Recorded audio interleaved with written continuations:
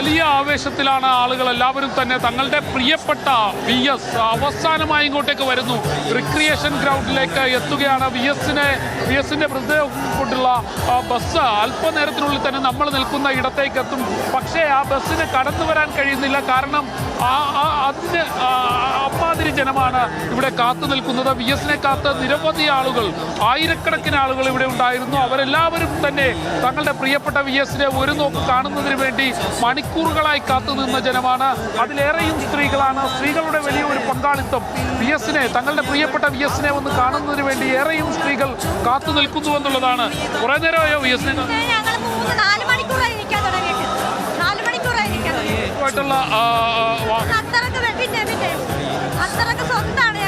തിരക്കിനിടയിലാണേലും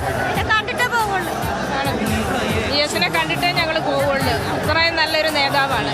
സ്ത്രീകൾക്ക് വേണ്ടി വലിയ രീതിയിൽ പ്രവർത്തിച്ചിരുന്ന നല്ലൊരു മനുഷ്യനാണ്. VSമായിട്ടുള്ള വാഹനം നമ്മുടെ അടുത്തേക്ക് എത്തുകയാണ്. ആ കാണുന്നതാണ് VSനെയും വഹിച്ചുകൊണ്ടുള്ള വാഹനം റിക്രിയേഷൻ ഗ്രൗണ്ടിലേക്ക് എത്തുന്നു. ഇവിടെ വലിയ ജനക്കൂട്ടം, ആയിരക്കണക്കിന് ആളുകൾ തങ്ങളുടെ പ്രിയപ്പെട്ട VSനെ കാണുന്നതിന് വേണ്ടി ആയിരക്കണക്കിന് ആളുകളാണ് ഇവിടെ തടിച്ചുകൂടിയിരിക്കുന്നത്. റിക്രിയേഷൻ ഗ്രൗണ്ടിന്റെ പുറത്താണ്.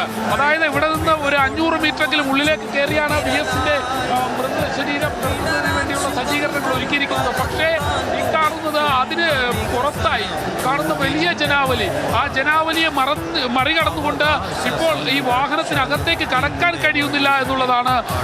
നേരത്തെ മുതൽ തന്നെ 4-5 മണിക്കൂറുകളായി കാത്തു നിൽക്കുന്ന ജനമാണ് ഇവിടെ ഉള്ളത്. അതിലേറെയും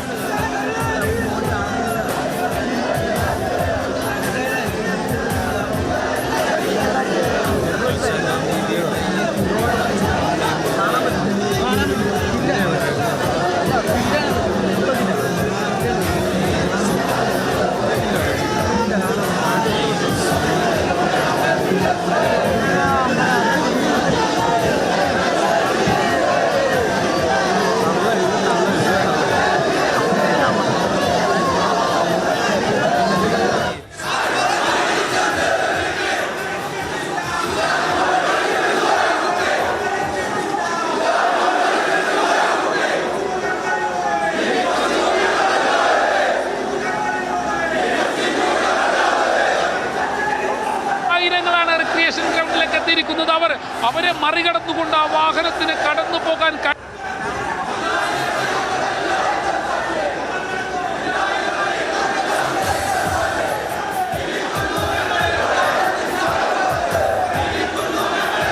റീക്രിയേഷൻ ഗ്രൗണ്ടിലേക്ക് അടുക്കുകയാണ് VSുമായി എത്തിയ വിലാപയാത്ര.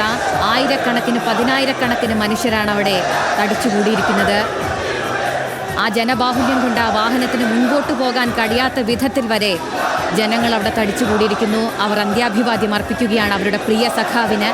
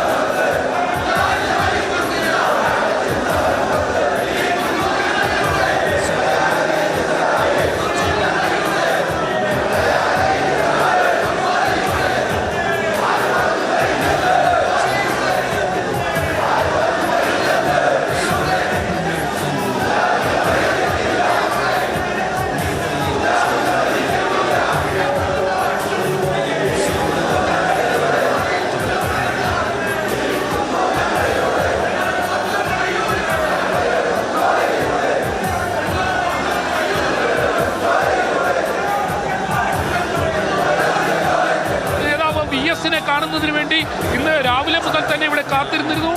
കാണുന്നത് പോലെ നമുക്ക് തൊട്ടടുത്തായി വി എസിന്റെ വാഹനം കടന്നു പോവുകയാണ്.